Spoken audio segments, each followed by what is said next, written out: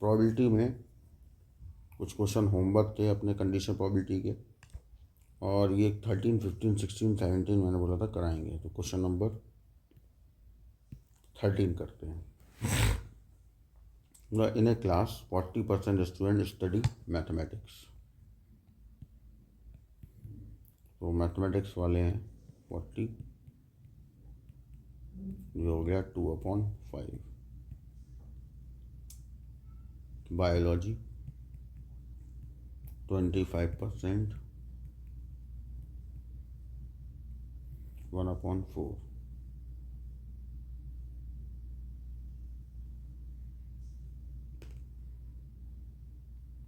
Fifteen है mathematics and biology.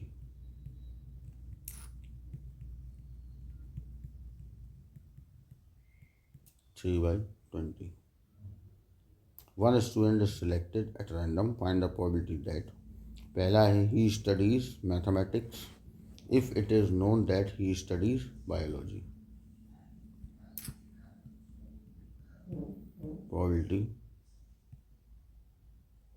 He studies mathematics if it is known that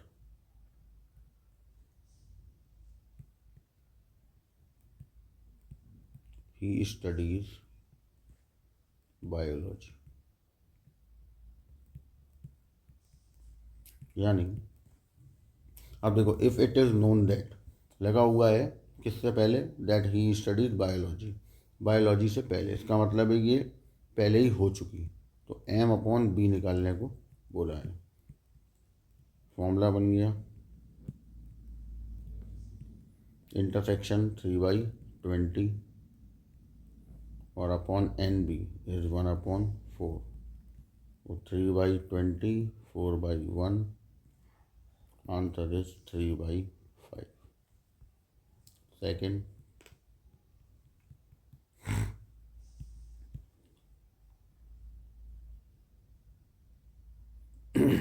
he studies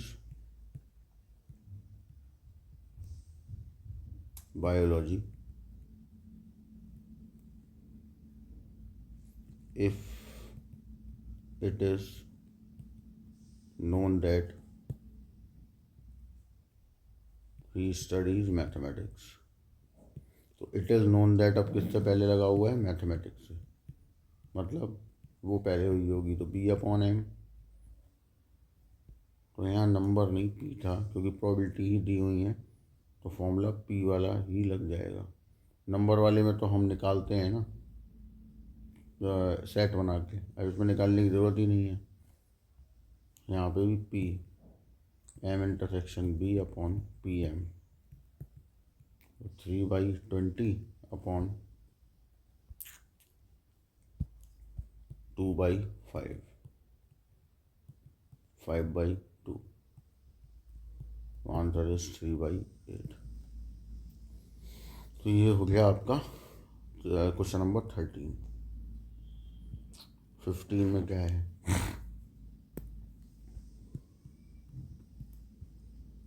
बोला है the probability that a student selected at random from A class will pass in Hindi is 4/5 and the probability that he passes in Hindi and English is 1/2. What is the probability that he will pass in English if it is known that pass in Hindi?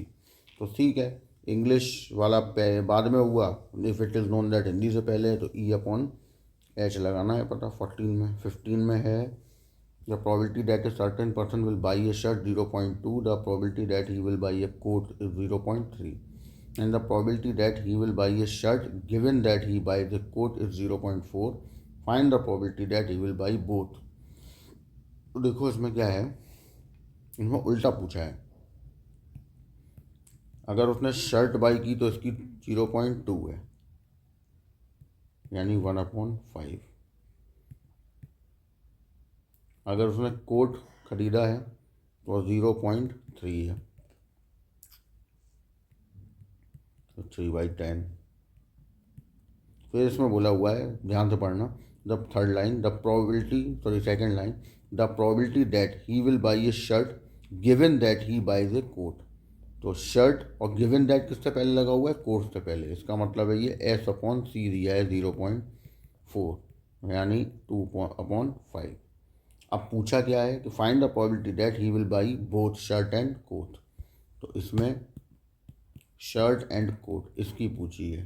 Formula वही लगेगा but पूछ उल्टा लिया है. ठीक है, S intersection C upon P C. ये हमें गिवन है 2/5. इंटरसेक्शन फाइंड करना है और पी सी है 3/10. क्रॉस मल्टीप्लाई कर देंगे. 2/5 3/10. 2 से 5 टाइम्स कैंसिल. 3/25. या तो ऐसे ही छोड़ दीजिए या पॉइंट में निकालो. 0.55.12. That is your answer. ऐसा भी छोड़ सकते हैं 3/25 पे भी. फिर क्या है क्वेश्चन नंबर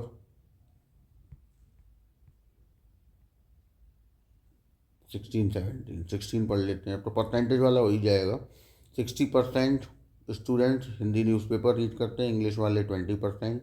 और both Hindi and English, 60% Hindi है, 40% इंग्लिश है, 20% दोनों हैं.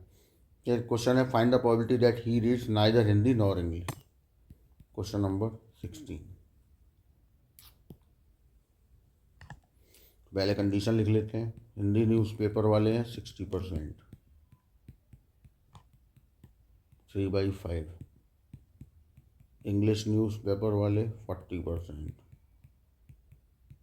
2/5.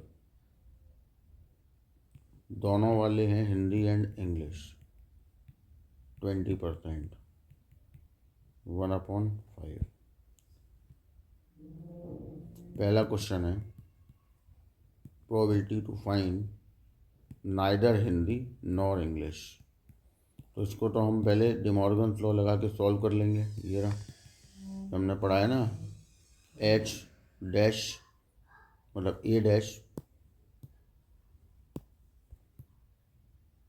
Union B dash equal to A dash A intersection B. ठीक, और या फिर A dash intersection B dash A union B dash. De Morgan's law. तो ये वाला हमने यहाँ पे लगा दिया 1 minus P H union E. ये फॉर्मूला हमने डिराइव भी करवाया था जब प्रोबेबिलिटी बेसिक वाली पढ़ाई थी. इसमें हम रख देंगे वैल्यू पी एच है 3/5, ई 2/5 और इंटरसेक्शन इज 1/5. तो ये आ गया 4/5. आंसर 1/5. ये तो पहले का हो गया.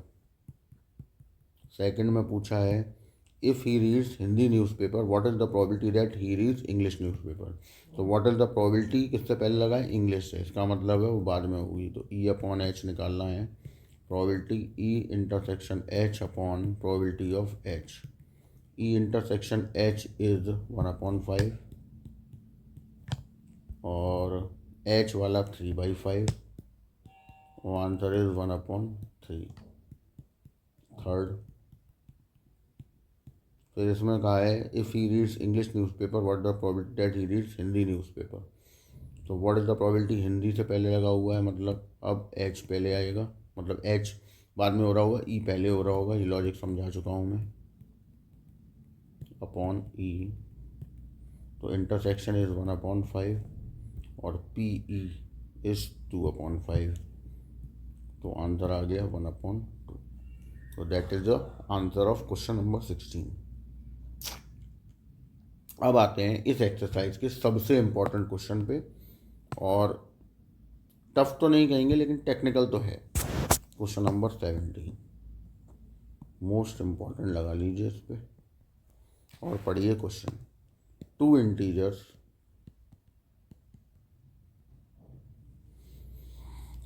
are selected at random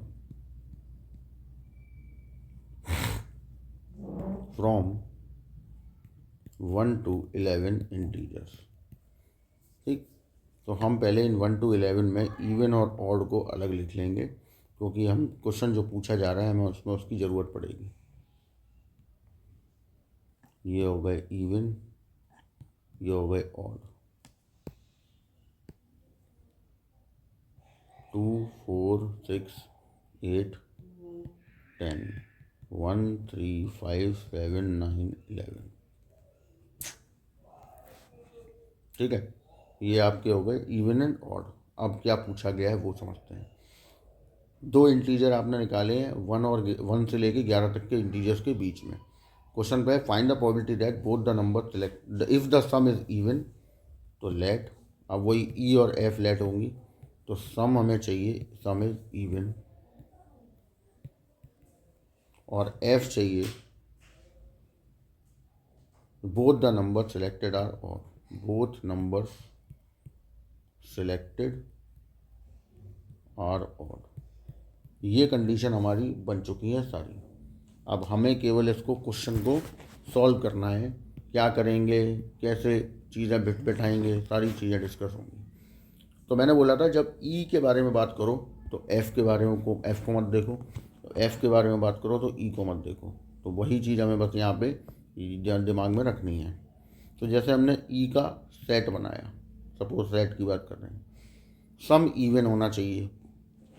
ठीक, अब यहाँ सेट में प्रॉब्लम ये आएगी कि सम इवन होना चाहिए का मतलब हमें दो नंबर हमें चूज़ करने हैं, दोनों ऑड भी हो सकते हैं, दोनों इवन भी हो सकते हैं, और एक इवन एक ऑड भी हो सकता है। तो उस हिसाब से यहाँ पे जो पेयर बनेंगे, तो इवन इवन के अगर पेयर बनाओगे तो 5C2 पेयर बनेंगे, क्योंकि 5 में से कोई 2 ले रहे होगे तुम। ठीक, ध्यान से समझना पूरी बात। ये हम सेट बना के क्यों नहीं कर सकते, इसका जवाब दे रहा हूँ मैं। ठीक है, 5 × 4/2 मतलब 10 तो ये बनेंगे। फिर 6C2 ऑड वाले बनेंगे, तो 6 × 5/2 15 ये बनेंगे। और फिर एक इवन एक ऑड का बनेगा, तो 5C1 और 6C1 तो 30 ये बनेंगे। यानी कि ये आपके 55 केसेस आएंगे ई के अंदर। समझ आ गई बात, क्योंकि सम उन्होंने बोला है कि सम इज़ इवन। ठीक है, और ई के अंदर हमें इन्हें 55 में से इवन सम वाले निकाल के रखने पड़ेंगे, टोटल बनेंगे 55। तो इतना नाटक कौन करेगा, इसलिए हम सेट नहीं बना रहे। ठीक है, क्योंकि सेट बनाने से हमें दिक्कत हो रही है, टाइम बहुत ज़्यादा लग रहा है। तो हम क्या करेंगे, अब बिना सेट बनाए हुए हम सीधी प्रोबेबिलिटी की बात करेंगे। लेकिन हमें पहले ये डिसाइड करना पड़ेगा कि E/F निकलेगा या F/E। तो क्वेश्चन पढ़िए, वही जवाब देगा आपको। क्वेश्चन में बोला है find the probability that both the number selected are odd. तो इसका मतलब F से पहले व्हाट इज़ द प्रोबेबिलिटी है, मतलब F ऊपर E नीचे, formula F/E probability of E, ये लगेगा। अब जब फॉर्मूला डिसाइड हो गया तो हमें अब ये पता चल गया कि हमें चाहिए क्या क्या। एक तो इंटरसेक्शन निकालना है, दूसरा ई की प्रोबेबिलिटी निकालनी है। जब दोनों निकल आएंगे तो आंसर आ जाएगा। अब देखिए करते हैं सॉल्व। तो सबसे पहले हमें ये सोचना होगा कि जो सम इज़ इवन वाली बात कही गई है उसके बारे में हमें कुछ पॉइंट समझने हैं कि इफ़ सम इज़ इवन तो ऐसा कब कब होगा। दो केसेस में होता है। पहला, बोथ नंबर्स आर ऑड, मतलब दो नंबर आप जो उठाओ दोनों ऑड हो तो उन्हें ऐड करने पे इवन आएगा। या फिर बोथ नंबर्स आर इवन, या दोनों नंबर इवन हो उन्हें ऐड करो तब आएगा। ठीक, ये दो केस यहाँ बनते हैं कि या तो दोनों नंबर ऑड में से उठाओ या तो दोनों नंबर इवन में से उठाओ, तभी उनका सम इवन होगा। तो ये बात समझ में आ गई। इसका मतलब है अब हम जाते हैं नेक्स्ट स्टेप पे। ठीक, अब हम जाते हैं ई के पास कि ई की प्रोबेबिलिटी हमें जब निकालनी है तो क्या लॉजिक्स बनेंगे। ई की प्रोबेबिलिटी, ई का मतलब है कि सम इवन होना चाहिए। अब सम इवन ऐसे भी हो रहा है और ऐसे भी हो रहा है, तो इसका मतलब दोनों केस लेने पड़ेंगे।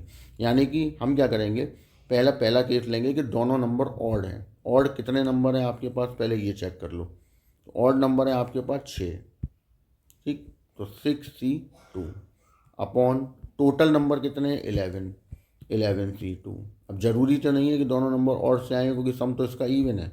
दोनों नंबरों का सम, अगर दोनों नंबर ऑड है उनको ऐड किया तो इवन आएगा। अब ऐसा भी हो सकता है दोनों इवन से आए हो, तो इवन नंबर टोटल कितने हैं 5 अपॉन 11C2। ठीक, चाहो तो सॉल्व करके रख लो इसको, या एलसीएम दोनों का कॉमन है ऐसे रख लो। ठीक है, अब आ जाओ, ये तुम्हारा हो गया ई की कंडीशन। ठीक, ई का निकल आया। अब नेक्स्ट स्टेप पे जाते हैं। अब आते हैं ई इंटरसेक्शन एफ पे। अब क्या बोला है, अब ई इंटरसेक्शन एफ का मतलब क्या है कि अब ई और एफ दोनों का कॉमन चाहिए, मतलब कि सम इवन भी हो और दोनों नंबर ऑड भी हों, क्योंकि एफ बोल रहा है दोनों नंबर ऑड होने चाहिए और ई बोल रहा है सम इवन होना चाहिए, और दोनों को आपने इंटरसेक्शन से मिक्स किया, क्योंकि इंटरसेक्शन निकालना मतलब दोनों को कि सम इवन भी हो तो एंड लगेगा, and both numbers are selected are odd, तो यानी कि सम इवन भी हो और नंबर्स ऑड हो, तो फिर एक ही कंडीशन बनती है इसमें, तो 6C2 अपॉन 11C2। क्यों, 6 का मतलब है दोनों नंबर ऑड है और उन्हें ऐड करने पे इवन मिल रहा है। क्लियर है, इसलिए की कंडीशन बनेगी। अब हम आएंगे अपने फॉर्मूले पे फाइनली। पुट इन फर्स्ट, तो फर्स्ट में क्या था, F upon E equal to 6C2 upon 6C2 plus 5C2, क्योंकि 11C2 दोनों में कॉमन तो कट जाएगा, दोनों सॉल्व कर लो इसे। 2 4 अपॉन 6 2 4 5 2 3, यहाँ आ गया आपके पास 6 इंटू 5 अपॉन 2। सॉल्व आप जैसे चाहें वैसे करें, मैं अपने तरीके से कर रहा हूँ। 2 कॉमन ले कैंसिल, 30, यहाँ 30 प्लस 20, 30/50, आंसर 3/5, और that is your final answer. इस तरीके से हमें इस क्वेश्चन को करना है, मोस्ट इंपॉर्टेंट क्वेश्चन है, नो डाउट। क्लियर है, so that is the conditional probability. आपकी RS अग्रवाल से कंडीशनल प्रोबेबिलिटी की फर्स्ट एक्सरसाइज कंप्लीट होती है। अब आते हैं हम मल्टीप्लिकेशन थ्योरम पे, हेडिंग लगा दीजिए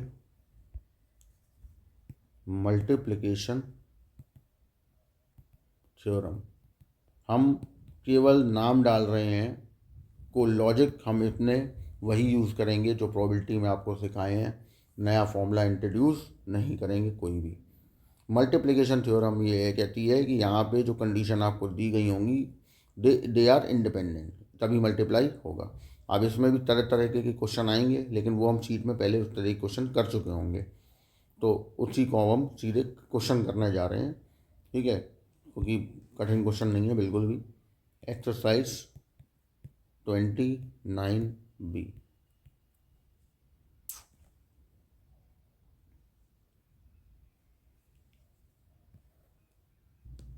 नॉर्मली क्वेश्चन करो। पहला क्वेश्चन बोला ए bag contains 7 tickets. A bag contains 17 tickets.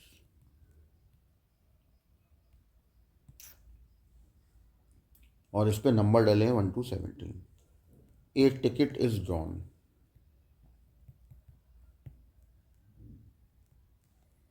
and then another ticket is drawn and then another ticket is drawn without replacing the first one, without replacing the first। क्या मतलब हुआ इस बात का, हमने 2 टिकट्स ली हैं, पहले एक और फिर उसके बाद दूसरी, और ऐसा नहीं है कि पहली टिकट को निकाल के वापस बैग में रख दिया है, पहली टिकट को निकाल के बैग से बाहर कर दिया है, रिप्लेसमेंट नहीं है। ठीक है, find the probability that both the tickets may show even number. तो ध्यान से सुने, 17 टिकट हैं, उनमें से हम पहले अलग अलग कर लेते हैं इवन और ऑड।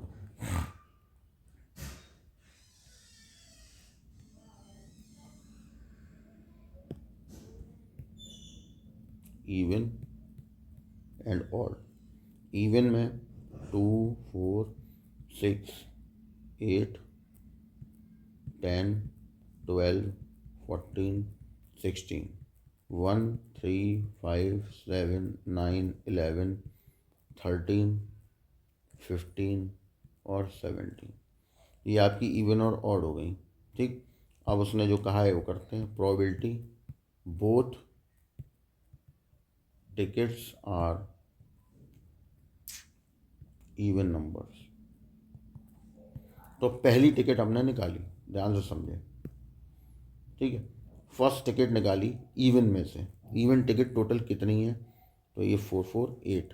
तो पहली टिकट के आने की probability 8C1 upon total 17C1 multiply. क्यों, अब दूसरी टिकट भी निकालनी है तो एंड लगेगा। अब हमें फिर से निकालनी है, वो भी इवन होनी चाहिए। तो 8C1 की जगह अब 7C1, क्योंकि एक कम हो गई होगी और टोटल में से भी एक कम हो गई होगी, तो 16C1। तो 8 इंटू 7 अपॉन 17 इंटू 16 कैंसिल हुआ 2 टाइम्स, आंसर 7/34। तो ये इस क्वेश्चन का आंसर हो गया। बिल्कुल सीधा साधा सिंपल क्वेश्चन है, लॉजिक से करना है, कोई इसमें ड्रामेबाजी है ही नहीं। और इस पूरी एक्सरसाइज में हमसे जो क्वेश्चन पूछे गए हैं वो इसी बेस पे पूछे गए हैं, मल्टीप्लिकेशन थ्योरम के बेस पे। तो मल्टीप्लिकेशन थ्योरम का कोई एक्स्ट्रा मतलब नहीं है, जो आपको इंडिपेंडेंट और डिपेंडेंट वाली बात समझाई थी वही है। यहाँ पे दो केस बन रहे हैं कि एक एक्सपेरिमेंट हो रहा है कि 17 टिकट्स में से 2 टिकट निकाले जा रहे हैं, लेकिन एक एक करके निकाले जा रहे हैं और पहले वाले को रिप्लेस नहीं किया जा रहा। तो और दोनों टिकट आपसे पूछे हैं कि वो इवन है। अब दोनों ऑड होते तो हम डॉट से निकालते, ऐसा भी हो सकता है एक इवन एक ऑड। तो वहाँ कंडीशन बन जाती कि पहला इवन दूसरा ऑड, या पहला ऑड दूसरा इवन। ठीक, तो वो लॉजिक वही पुराना वाला अपना चलता आ रहा है जो हम लोगों ने शीट में सीखा था। नेक्स्ट क्वेश्चन करते हैं। 2 marbles are drawn successively from a box जिसमें 3 ब्लैक 4 वाइट मार्बल है। Find the probability that both the marbles are black if the first marble is not replace before the second draw. Simple है, इन्होंने बोला 2 marble निकालो, 3 black 4 white marble आपको एक box में दिए हुए हैं। फाइंड द प्रोबेबिलिटी, इस बात की प्रोबेबिलिटी निकालिए दोनों ब्लैक हों और रिप्लेसमेंट नहीं हुआ। रिप्लेसमेंट का मतलब वही जो पीछे हुआ था कि मार्बल को निकाल के बाहर रखा गया है, तो ये आप करेंगे, हो जाएगा आराम से। थर्ड में बोला है card is drawn from a well shuffled deck of 52 card and without replacing this card is second card is drawn. Find the probability that first card is of club and second card is of spade. तो ये भी वैसे simple है, देख लो एक बार। Third, total card है हमारे पास 52 cards बता दिए थे मैंने आपको, जिसमें 13 13 13 के 4 बंच होते हैं, spade, diamond, club and heart. ठीक है, सभी के 13 हैं। अब कंडीशन क्या लगी है कि 2 कार्ड्स आर ड्रॉन।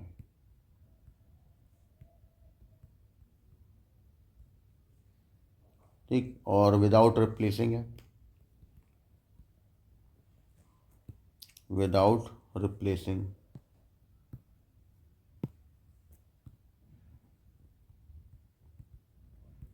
ठीक, रिप्लेसमेंट नहीं हो रहा।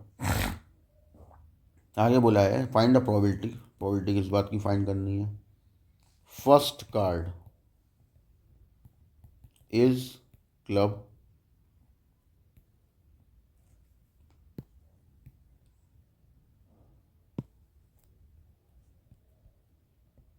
And second one is of spade.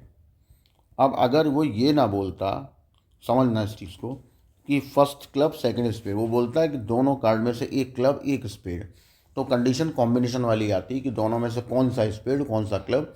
तो हमें वो चूज़ करना पड़ता है कि या तो पहला क्लब दूसरा स्पेड, या तो पहला स्पेड दूसरा क्लब। 2C1 वाला लॉजिक भी चल जाता, लेकिन यहाँ इन्होंने नाम से बोल दिया है कि पहला क्लब और सेकंड वाला स्पेड, और रिप्लेसमेंट हो नहीं रहा, तो फिर उस कंडीशन के हिसाब से अगर हम चलेंगे तो देखिए, पहला कार्ड हमने क्लब से लिया, क्लब के होते हैं 13, तो 13C1/52C1, एंड दूसरा कार्ड हमने लिया वो स्पेड से लिया होगा तो वो भी 13 होते हैं, लेकिन अपॉन में 51C1 आएगा क्योंकि एक कार्ड नीचे टोटल में से निकल चुका होगा।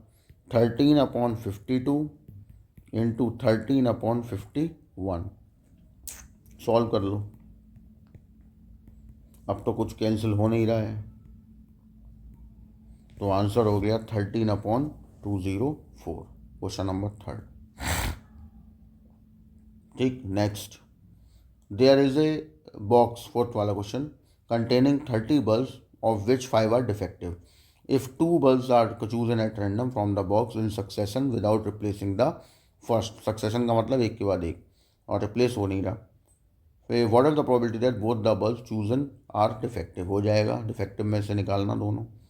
A bag contains 10 white, 15 black. 2 balls are drawn without replacement. What is the probability that first ball is white and second is black? ये भी हो जाएगा। फिर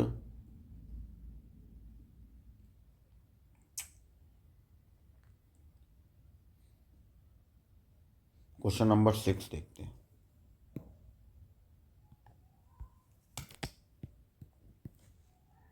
क्या बोल रहा है question number 6?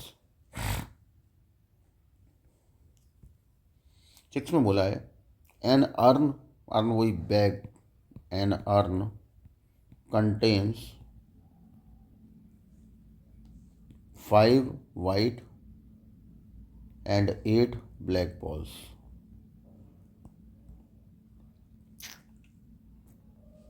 Two successive drawings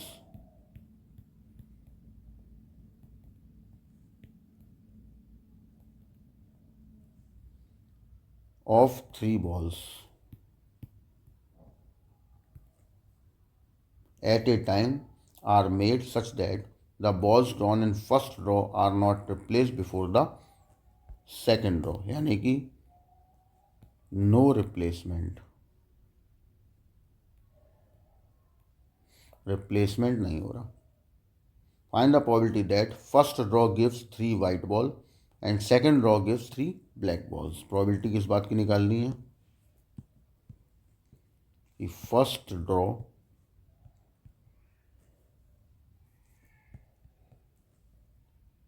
three white and second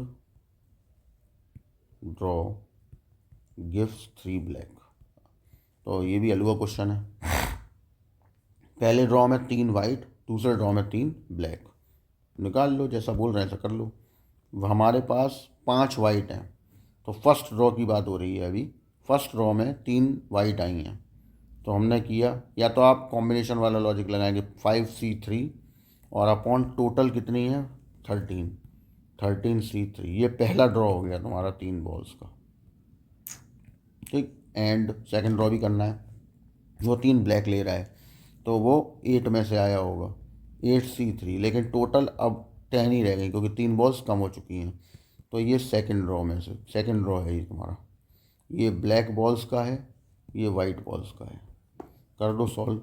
5 3 2 upon 13 3 10, यहाँ 8 3 5 अपॉन 10 3 7, 3 3 यहाँ पे भी कैंसिल, 3 3 यहाँ पे भी कैंसिल, 5 इंटू 10 अपॉन 2 इंटू 13, यहाँ पे 8 इंटू 7 अपॉन 5 इंटू 10, तो यहाँ आया 5 4 3 into 2 factorial into 10 factorial upon 2 factorial into 13 और आपका 12 11 इंटू 10, पहले वाले का हो गया मल्टीप्लाई 8 फैक्टोरियल, ऐसे ही छोड़ दो 8 का,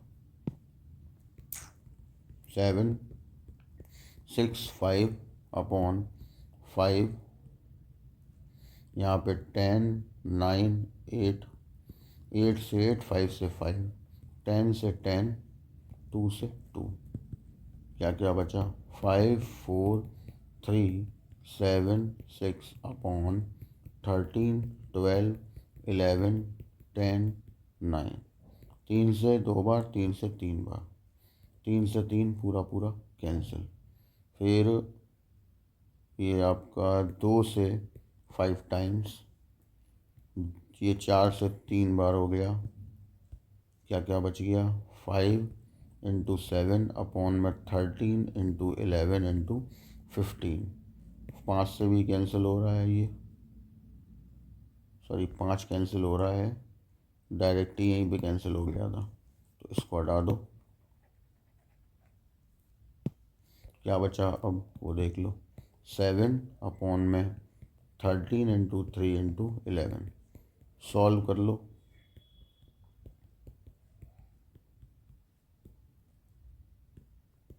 7/429। ठीक, अब यही क्वेश्चन देखो टाइम लग गया क्योंकि हमें कैलकुलेशन करनी पड़ी।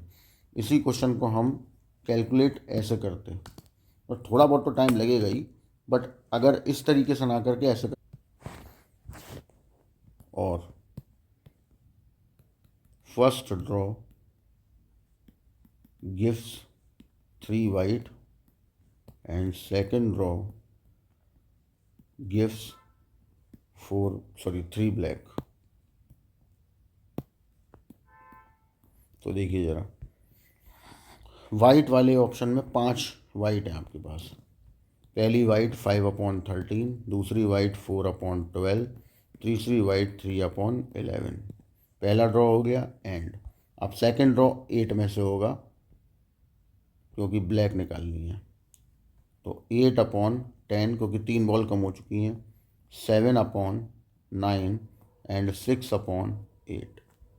ये हो गया कंप्लीटेड। अब यहाँ से फ़ायदा, 4 और 3 12 पूरे कैंसिल, 8 से 8 पूरा पूरा कैंसिल, 2 सही है 3 सही है 2 बार, 3 सही है 3 बार, 2 सही है 5 टाइम्स, 5 से 5 कैंसिल हो गया।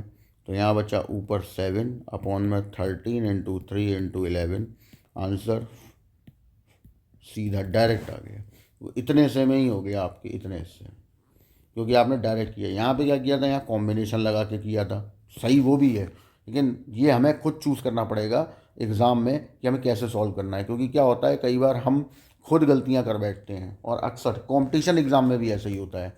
अभी अभी रिसेंटली एक एग्ज़ाम हुआ LT ग्रेड लेक्चरर का, उसमें भी यही हुआ। कई लोगों ने हमसे बोला कि पेपर लेंथी था, नो डाउट लेंथी था, लेकिन आपको तरीका मालूम है ना, तो फिर लेंथी शॉर्ट कुछ नहीं होता। क्योंकि एक बात तो तय है, आप कंपटीशन है आपके सामने, कंपटीशन में कोई भी चीज़ हलवा तो नहीं होगी, ठीक है, क्योंकि जो पेपर आपको मिला है वो दूसरे को भी मिला हुआ है। तो इस बात को हमें समझना पड़ेगा कि हम वही सारी चीज़ें दूसरा भी पढ़ के आ रहा है, वही सारी चीज़ हम भी, तो फिर हमें नंबर ज़्यादा क्यों मिले, या हम क्या ऐसा डिज़र्व करते हैं जो हमको मिल जाए उसको ना मिले। इसका मतलब है वो डिज़र्व वाली बात हमें दिखानी तो पड़ेगी। तो अब ये हमें देखना है। अब एक बंदे ने इस मेथड से किया अपना पूरा, ठीक, आंसर आ गया। एक बंदे ने इस मेथड से किया, बताइए टाइम किस में कम लगा। इस वाले मेथड से करोगे ना, जो नीचे वाला मेथड है, ये आपका टाइम बचा देगा और आंसर वही आना है और सही भी है। क्लियर है। ऊपर वाले से करोगे टाइम लगेगा, 5 मिनट खर्च होंगे, तो आपने कम से कम 2-3 मिनट एक्स्ट्रा ले लिए, जबकि 2 मिनट का ही क्वेश्चन था। तो ये सब हमें सोचना है। तो पेपर लेंदी नहीं होता, ठीक है, पेपर को करने वाले उसे लेंदी कर देते हैं। नेक्स्ट आगे बढ़ते हैं। Question number 7। इस टाइप के क्वेश्चन भी काफ़ी पूछे जाते हैं बोर्ड में। बोला even in E2 be 2 event. E1 is 1/3 and E2 is 3/5. पहला question, E1 union E2 when E1 and E2 are mutually exclusive। अब म्यूचुअली एक्सक्लूसिव का मतलब आपको मैं बता चुका हूँ, डिपेंडेंट इवेंट। तो जब इवेंट्स डिपेंडेंट हैं, तो आपको क्या बताया गया था कि अगर डिपेंडेंट इवेंट्स हैं, इसका मतलब ये है कि उन दोनों में कॉमन कुछ नहीं होगा, क्योंकि E1 हो रही होगी तो E2 नहीं होगी, और E2 हो रही होगी तो E1 नहीं होगा। और इस वजह से यहाँ पे कि दोनों को प्लस करना है, ठीक। तो यहाँ से E1 यूनियन E2, आपको जो दी हुई हैं प्रोबेबिलिटीज उन्हें आप ऐड कर लें सिंपली। तो यहाँ आ गया 15, answer is 14/15, that is your answer, सीधा सिंपल।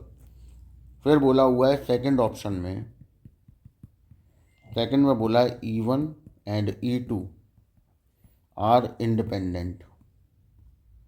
इंडिपेंडेंट का मतलब हुआ कि एक दूसरे पे डिपेंड नहीं है, नहीं है तो अब इसमें इंटरसेक्शन है, तो क्या करते हैं इंडिपेंडेंट के केस में, दोनों का मल्टीप्लाई कर देते हैं। तो 1/3 इंटू 3/5, आंसर इज 1/5। सीधा 2 नंबर का क्वेश्चन, सिंपल, और कुछ नहीं करना है।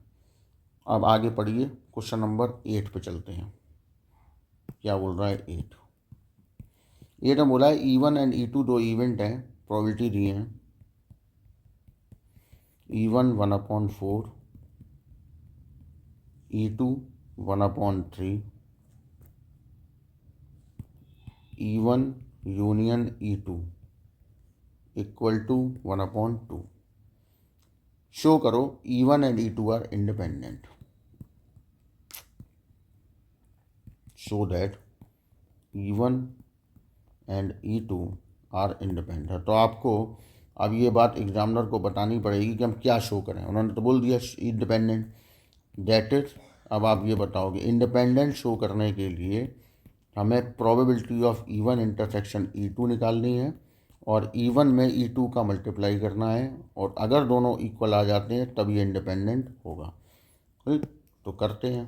अब इंटरसेक्शन तो है नहीं हमारे पास, तो निकालना पड़ेगा। तो सिंस पहले हम फॉर्मूला इंट्रोड्यूस करवाएंगे, बता चुका हूँ मैं, probability of E1 plus probability of E2 minus probability of E1 union E2। इससे हम इंटरसेक्शन, एक जगह यूनियन एक जगह इंटरसेक्शन, समझा भी दिया था कि ऐसा क्यों होता है। ठीक, यूनियन क्या दिया हुआ है 1/2, E1 है 1/4, ये रहा 1/3, इसका पता नहीं तो पता करना ही है। क्रॉस लेके आओ लेफ्ट में और 1/2 जाएगा राइट में। एलसीएम 12 हो गया, 3 4 6। तो E1 इंटरसेक्शन E2 इज 1/12, ये आ गया। अब RHS निकालेंगे क्योंकि LHS तो आपका हो गया। Now LHS is E1 intersection E2 which is 1/12. Then RHS E1 multiply E2. What is E1? E1 1/4, E2 1/3. तो 1/4 1/3 मिलके हो गए 1/12। LHS equal to RHS। So E1 and E2 are independent. ये ऐसे होंगे। ठीक, एक क्वेश्चन 2 नंबर में या एक ऑब्जेक्टिव में आपको ऐसा मिल सकता है। फिर बोला हुआ है 9 में, फॉर्मूला बेस्ड है ये भी बिल्कुल प्रॉपर, 9 वाला भी। एक इसका पार्ट में करा के दिखा देता हूँ आपको। 9 में बोला हुआ है PE1 0.3 यानी 3/10, E2 0.4 मतलब 4/10 यानी 2/5। पहला क्वेश्चन। अब इसमें पहला और दूसरा जो है ना वो रिपीट हो गया है, तो उसमें से या तो एक कट कर लो या फिर एक आपका कट ही करना पड़ेगा, क्योंकि दोनों रिपीटेड ही हैं तो कोई मतलब नहीं है उसका। अब जैसे इन्होंने बोला कि E1 और E2 हैं कैसी इवेंट्स, तो E1 and E2 are independent. अब पहले मैं एक चीज़ समझा देता हूँ यहाँ पर, वो समझ लो, उसके बाद ही उसके का मतलब क्या मिस्टेक्स हो सकती हैं अगर वो याद नहीं रहेगी, वो समझते हैं हम पहले। तो ये नोट में मैं लिख रहा हूँ यहाँ पर, आप इसे जहाँ फॉर्मूले हम लोगों ने लिखे थे प्रोबेबिलिटी के, वहाँ पे या कॉन्सेप्ट समझा था वहाँ पे इसको नोट कर लेना, ध्यान से सुनो। If E1 and E2 are independent events, then तो इसके रिजल्ट बनते हैं इंडिपेंडेंट के। क्या क्या? E1 and E2 not are independent. Second point, E1 not and E2 are independent. Third, E1 not and E2 not are independent. यानी कि अगर E1 और E2 इंडिपेंडेंट है तो इनसे रिलेटेड जो भी इवेंट होंगी वो भी इंडिपेंडेंट ही होंगी। अब क्वेश्चन हमारा जो कह रहा था उसको हम एक एक करके निकालेंगे। ये नोट है, अब हम क्वेश्चन के आंसर पे जाते हैं। ठीक है, क्या क्या पूछा हुआ है। तो पहला क्वेश्चन इन्होंने पूछा है probability of E1 intersection E2। तो अब आपको ये तुरंत ही दिमाग में आएगा, ये फॉर्मूला लगा दें, सो ही गलत हो जाएगा। क्यों? क्योंकि उन्होंने पहले ही बोल दिया है कि E1 और E2 इंडिपेंडेंट है, और अगर ये इंडिपेंडेंट है तो ये कंडीशन हम नहीं लगा सकते। इंडिपेंडेंट का मतलब इंटरसेक्शन मल्टीप्लाई में बदलेगा, मतलब आपको इन दोनों का मल्टीप्लाई करना है जो प्रोबेबिलिटी दी है उनका। सेकंड तो बेकार ही हो गया, थर्ड पे आ जाओ। अब दूसरी गलती क्या होगी, ये हमसे पूछा है, तुरंत ही माइंड में आएगा डे मॉर्गन्स लॉ लगाओ और क्वेश्चन कर दो सॉल्व। ठीक, और फिर हम इसका फॉर्मूला लगा देंगे, ये वाला। सही गलत? क्यों? क्योंकि आपको इंडिपेंडेंट बोला गया है, और इंडिपेंडेंट बोला गया है इसका मतलब है कि E1 और E2 से रिलेट सारी चीज़ें इंडिपेंडेंट होंगी। तो आपने फॉर्मूला गलत चूज़ कर लिया, तो इसलिए ये ऊपर वाला नोट पता होना चाहिए था। तो इसमें भी आप क्या करेंगे, मल्टीप्लाई। अब नॉट दिए नहीं गए हैं तो कोई दिक्कत नहीं है। नॉट का मतलब है कि आप 1 minus PE1 multiply 1 minus PE2 ये कर दें और आंसर आ जाएगा आपका। चौथा पॉइंट, प्रोबेबिलिटी पूछी है E1 नॉट इंटरसेक्शन E2। अब यहाँ पे भी जिन लोगों ने सेट्स अच्छे से पढ़े हुए हैं उनको ये बात तुरंत दिमाग में आएगी, मिस्टेक उनसे ही होने के चांसेस थोड़े ज़्यादा हैं। ठीक है, तो इसीलिए उन्हीं के लिए मैं बता भी रहा हूँ, जिनको नहीं पता है ठीक है वो लोग टेंशन ना लें, समझ वो भी लें कि क्या मिस्टेक्स होनी है। देखो यहाँ पे हम इसको सॉल्व करना मैंने आपको बताया हुआ है सेट्स में, उसी तरीके से सॉल्व करते हैं हम। E1 नॉट का मतलब होता है U माइनस E1। ठीक, ये आपको रफ पे कर लेना है, यूनिवर्सल सेट माइनस E1। अब हमने E2 का इंटरसेक्शन U के साथ लिया, तो U बड़ा सेट है, E2 उसी के अंदर है, इसलिए यहाँ पे तो U ही रहेगा। सॉरी, इंटरसेक्शन ले रहे हैं तो E2 आ जाएगा, नॉट U, क्योंकि छोटे सेट का बड़े सेट के साथ इंटरसेक्शन लेंगे तो छोटा सेट बाहर आएगा। और जब हम E2 का E1 के साथ लेंगे तो E1 इंटरसेक्शन E2 आ जाएगा। ठीक, अब हमने दोनों को अलग अलग कर दिया, फॉर्मूला बन के तैयार हो गया। लेकिन ये भी गलत है। क्यों है गलत? क्योंकि उन्होंने पहले ही बोल दिया है इंडिपेंडेंट है, इंडिपेंडेंट E1 E2 है, मतलब उससे रिलेट सारी चीज़ें इंडिपेंडेंट ही होंगी। यानी यहाँ पर आपको क्या करना था, E1 नॉट मल्टीप्लाई E2। तो ये मिस्टेक्स आपसे होंगी 100% अगर ये पॉइंट नहीं पता होंगे तो। और इसीलिए आपका बेस मैंने बनाया जिससे कि एक एक चीज़ क्लियर हो जाए। तो ये पॉइंट याद रखना, नोट में जो यहाँ लिखा हुआ है इसको नोट कर लेना, और फिर हम आगे क्वेश्चन करोगे तो मिस्टेक्स नहीं होंगी प्रोबेबिलिटी के अंदर। समझ आ गई बात? प्रोबेबिलिटी टफ टॉपिक नहीं है, बस समझने वाला टॉपिक बहुत ज़्यादा है, क्योंकि कितना भी कर लो फिर भी एक आध क्वेश्चन ऐसा निकल ही आता है, 3 4 5 10 क्वेश्चन ऐसे निकल ही आएंगे जो प्रॉब्लमेटिक होंगे। अब 10 आप पे मैं छोड़ रहा हूँ, आप करेंगे। 11 पे आते हैं। 11 बोला है Kamal and Vimal appeared for an interview for 2 vacancies. Kamal and Vimal, Vimal वो नहीं है जुमा केसरी, ठीक है ना, विमल बंदा है। appeared for an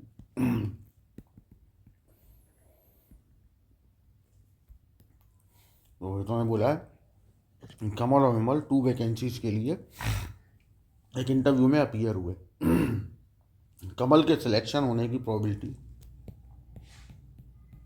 1/3, तो ना होने की 1 में से माइनस। विमल के सिलेक्ट होने की प्रोबेबिलिटी 1/5, ना होने की 4/5। Find the probability that only one of them will be selected. ये कल ही समझाया था।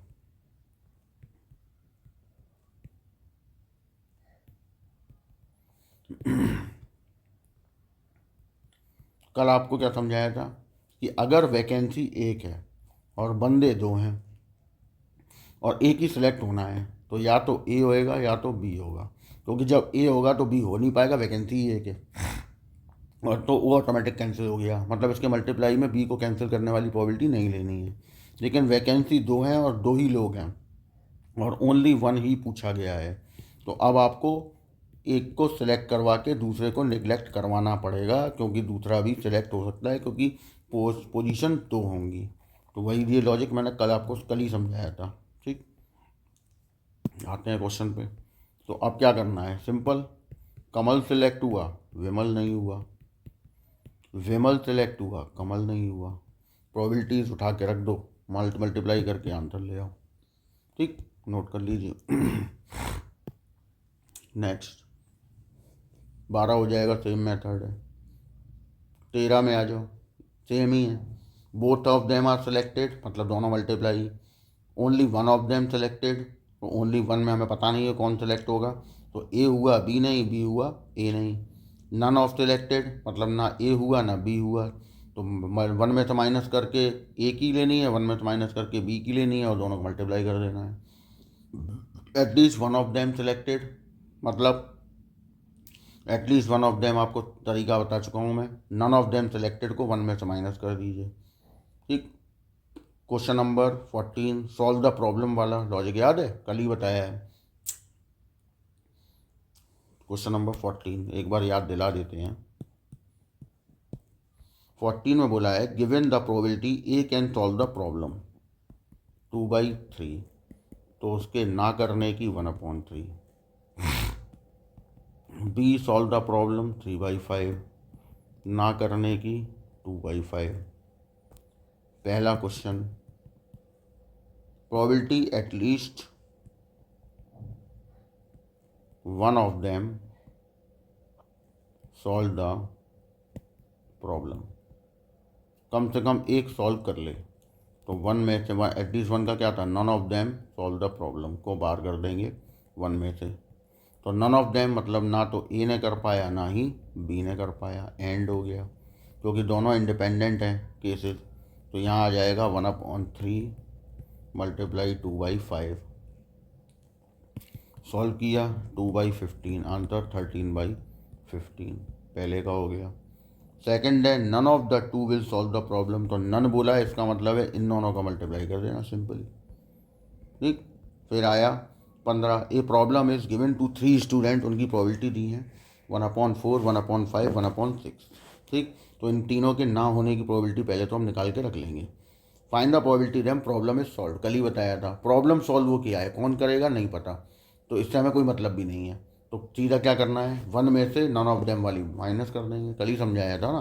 क्योंकि एक बार फिर समझा देता हूँ मैं कि अब यहाँ 3 केस हैं, ठीक है, 3 लोग हैं ए बी सी जो प्रॉब्लम सॉल्व कर रहे हैं, तीनों की प्रोबेबिलिटी दी है। वो अब इसके सैम्पल स्पेस बनाओ, तो इसके पास भी यस और नो है, इसके पास भी यस और नो है, इसके पास भी यस और नो है। ठीक है, कर सकता है या नहीं कर सकता, तो टोटल 8 कंडीशन बनी कि ए बी सी तीनों ने कर दिया, फिर ए बी सी तीनों ने नहीं कर पाया, ए ने कर लिया, बी और सी नहीं कर पाए, ए और सी नहीं कर पाए, बी ने कर लिया, ए और बी नहीं कर पाए, सी ने कर लिया। ऐसा भी हो सकता है ए और बी दोनों कर लें, सी ना कर पाए, ए और सी कर लें, बी ना कर पाए, और ए और बी, सॉरी ए सी हो गया, अब बी सी वाला ऑप्शन आ जाएगा।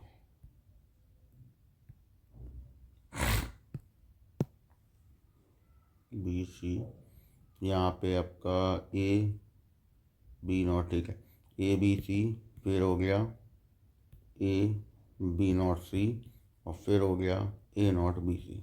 हो गई आपके पास कंडीशन, 2, 4, 2, 6, 2, 8 हो गई। अब उसने बोला है कि तो क्वेश्चन सॉल्व हो गया है, मतलब जो क्वेश्चन है वो सॉल्व हो गया है। तो हम क्या करें कि हम इन 7 लोगों को ऐड कर दें, क्योंकि इन सभी केसेस में आपका क्वेश्चन सॉल्व हो रहा है। इस वाले में तीनों कर रहे हैं क्वेश्चन सॉल्व, इसमें ए कर रहा है तब भी क्वेश्चन सॉल्व, इसमें बी कर रहा है तब भी क्वेश्चन सॉल्व, इसमें सी कर रहा है तब भी क्वेश्चन सॉल्व, इसमें 2 लोग कर रहे हैं क्वेश्चन सॉल्व, 2 इसमें भी कर रहे हैं क्वेश्चन सॉल्व, 2 इसमें भी कर रहे हैं क्वेश्चन सॉल्व। इतना लंबा कौन करेगा? उससे अच्छा है कि सबको ऐड करो, 1 आ रहा है तो 1 में से हम इस वाले को बाहर कर दें कि ना तो ए ने किया, ना बी ने किया, ना सी ने किया। यही बताया था कि क्वेश्चन वॉज सॉल्व, अगर लिखा है कि क्वेश्चन सॉल्व हो के आए तो आप 1 में से नन ऑफ देम वाला बाहर कर देंगे, आंसर मिल जाएगा, सिंपल सीधा। तो चीट करना क्यों इंपॉर्टेंट है अब समझ में आ रहा होगा। क्वेश्चन नंबर 16 सेम ऐसा ही है। फिर आ जाओ 17, इसमें ए के हिट करने की टारगेट को 4/5, क्योंकि उसने बोला है 4 टाइम्स इन 5 शॉट, तो इसका अंदर 4/5। बी की 3/4, सी की 2/3। पहला है A B C all hit the target, मतलब तीनों, क्योंकि इंडिपेंडेंट इवेंट है, बिकॉज ऑफ ए करेगा तो ऐसा नहीं क्वेश्चन में बोला गया कि बी और सी नहीं कर पाएंगे, इसका मतलब ए अलग इंडिविजुअल हिट करेगा, बी अलग, सी अलग, तो फिर इंडिपेंडेंट केस हुए। तो पहला क्वेश्चन था कि तीनों ने हिट कर लिया, तो तीनों के हिट होने की प्रोबेबिलिटी उसको आपस में मल्टीप्लाई कर देना है, सिंपल। फिर सेकंड है बी और सी ने कर लिया लेकिन ए ने नहीं कर पाया सेकंड वाले में, तो आप क्या करेंगे कि बी और सी की होने वाली ले लेंगे और ए के ना होने वाली में मल्टीप्लाई कर देंगे, ठीक, सीधा सीधा क्वेश्चन। ग्रेड वाला क्वेश्चन आ गया, क्वेश्चन नंबर 18, ठीक, ये भी मैं आपको कल ग्रेड वाला एक क्वेश्चन कराया था, तो ये भी आसान है। जैसे क्वेश्चन में बोला है कि Neelam has offered physics chemistry mathematics in class 12, she estimate that her probability of receiving a grade in these courses, मतलब उसको फिजिक्स में उसने किया है कि 0.2 प्रोबेबिलिटी के साथ ए ग्रेड मिलेगी, क्या फिजिक्स में, केमिस्ट्री में मिलेगी 0.3 के साथ, और मैथ्स में मिलेगी 0.9 के साथ। Find the probability Neelam receive, पहला ऑल ए ग्रेड, तो तीनों ग्रेड जो दिए हैं वो मल्टीप्लाई हो जाएंगी, क्योंकि तीनों में ग्रेडिंग सिस्टम जो हो रहा है वो इंडिपेंडेंट केसेस हैं, ठीक है ना, ऐसा नहीं है मैथ्स में गल बेकार मिलेगी तो फिजिक्स केमिस्ट्री में बेकार ही मिलेगी, ठीक है। फिर बोला है नो ए ग्रेड, मतलब ए ग्रेड मिली ही नहीं किसी में भी, तो 1 minus 0.2 multiply 1 minus 0.3 multiply 1 minus 0.9, ठीक, क्योंकि किसी में भी नहीं मिली। फिर बोला एग्जैक्टली 2 ए ग्रेड, ये थोड़ा सा सोचने वाला है, ठीक। क्वेश्चन नंबर 18, मैथ्स में उसे ए ग्रेड मिलेगी 0.9 प्रोबेबिलिटी के साथ, फिजिक्स में उसको ए ग्रेड मिलेगी 0.2 प्रोबेबिलिटी के साथ, और केमिस्ट्री में मिलेगी 0.3 प्रोबेबिलिटी के साथ। और इसका जो थर्ड पार्ट है उसमें आपसे पूछा है प्रोबेबिलिटी एग्जैक्टली 2 ए ग्रेड्स। अब प्रॉब्लम शुरू, प्रॉब्लम ये है कि उन्होंने बोला एग्जैक्टली 2 ए ग्रेड, सब्जेक्ट कितने हैं 3, कौन से 2 मालूम नहीं, तो तब ये नहीं पता है कि कौन से 2, इसका मतलब है क्या करना पड़ेगा,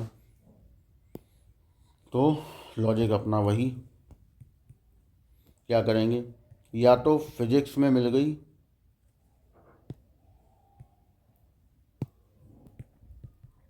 मैथ्स में मिल गई, केमिस्ट्री में नहीं मिली, ठीक, या फिर फिजिक्स में मिल गई, केमिस्ट्री में मिल गई, मैथ्स में नहीं मिली, क्योंकि एग्जैक्टली 2 बोला है, ठीक, या फिजिक्स में नहीं मिली, मैथ्स और केमिस्ट्री में मिल गई, यही ऑप्शन बनते हैं तुम्हारे पास। फिजिक्स में मिलने वाली है आपकी 2/10, मैथ्स में 9/10, केमिस्ट्री में 1 में से माइनस हो जाएगी क्योंकि नहीं वाला ऑप्शन है, फिर प्लस, फिजिक्स में मिल गई, मैथ्स में नहीं मिली 1 माइनस, केमिस्ट्री में मिल गई 3/10, फिर फिजिक्स में नहीं मिली, बाकी दोनों में मिल चुकी है। कर लो सॉल्व इसको, क्या आया, 2/10, 9/10 और ये 7/10 प्लस 2/10, 1/10, 3/10, फिर 8/10, 9/10, 3/10। तो 10 तो पावर 3 तो कॉमन ही हो गया। यहाँ आपका आ गया, मल्टीप्लाई कर लो इनका, 126, यहाँ 6, यहाँ पे 216,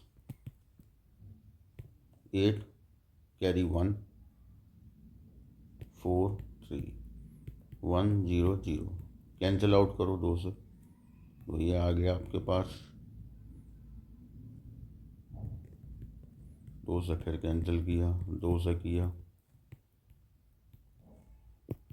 87/250।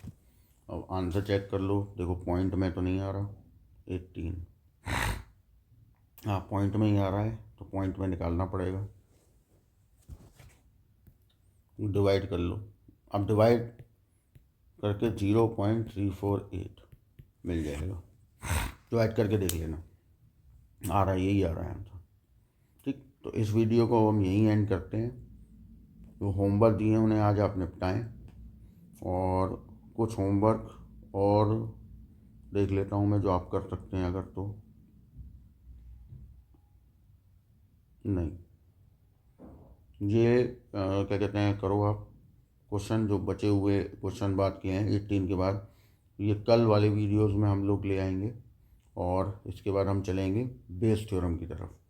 ठीक है, और उसको करेंगे सॉल्व, फिर इसके बाद होगी शीट। ठीक है, तो इसको कर लीजिए, और कोई डाउट है मुझसे पूछ लीजिए। बाकी कल कुछ लोगों का प्री बोर्ड है, तो best of luck for pre board, अच्छे से करके आना। इस पे डिपेंड मत हो कि क्या आता है क्या नहीं आता। ठीक है, इस पे डिपेंड होके जाओ कि आपने जो तैयार किया हुआ है वो बेसिक, मैंने मतलब फॉर्मूले नहीं बताए हैं, फॉर्मूले के ऑल्टरनेट भी बताए हैं।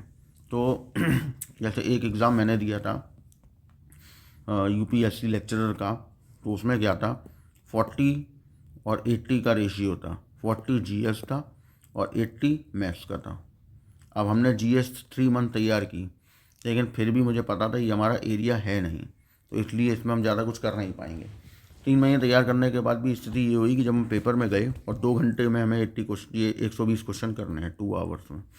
ठीक, और ये हमारा पोर्शन नहीं है, तो हमने बस इसे 10 मिनट, मुश्किल से 5-10 मिनट पढ़ा, और उसमें 4 क्वेश्चन हमें समझ में आ रहे थे जीएस के, तो वो हमने कर दिए, और 2 क्वेश्चन जनरल मैथमेटिक्स के थे, वो कर दिए। बस इससे ज़्यादा मैथ में नहीं आ रहा था, तो हमने इसे छोड़ दिया क्योंकि माइनस मार्किंग थी। हमने सारा इस पे लगाया कि अब जो हमारे पास 10 मिनट हटा के जो 2 घंटे बचे हुए थे, यानी कि 1 घंटे और 10 मिनट हटा लीजिए आप, तो जो टाइम बच गया हमारे पास, उसमें मैंने 80 क्वेश्चंस करे। अब 80 क्वेश्चंस में से मेरे 74 सही हो गए, और इधर जो 6 क्वेश्चन करे थे उसमें से केवल 2 ही क्वेश्चन ठीक हुए, वो मैथ्स वाली जो जनरल मैथमेटिक्स थी, तो 76। और यहाँ जो लोअर कट ऑफ जा रही थी वो 35 ही थी, तो मेरा तो सिलेक्शन हो ही गया था उसमें। तो ये 35, तो इसलिए हमारा लॉजिक क्या रहा कि हम सीधा ध्यान दें अपने वाले पे, हम उस पर ध्यान ना दें कि क्या है। तो आप उस पर ध्यान ना दें कि बेस थ्योरम आपने नहीं पढ़ी हुई है, तो उसमें आप क्या कर पाओगे। सबसे पहले ध्यान देना कि क्या आता है, पहले जो आप पढ़ के गए हो वो ढंग से पहले करना, ठीक है, अच्छे से, जिससे कि आपको थोड़ा कॉन्फिडेंस आ जाएगा। और टाइम का इस्तेमाल करें, क्योंकि जो नहीं आता उसमें टाइम वेस्ट करने को फ़ायदा ही नहीं है। ठीक है, ऐसे करोगे पेपर में तो कोई दिक्कत नहीं आएगी। और फिर एक चीज़ याद रखो, that is a pre board, not a board. Board के लिए अभी टाइम है, और मैं आपके साथ हूँ, तो सारी चीज़ें हो जाएंगी, कोई इशू नहीं। ठीक है, चलिए, बाय बाय।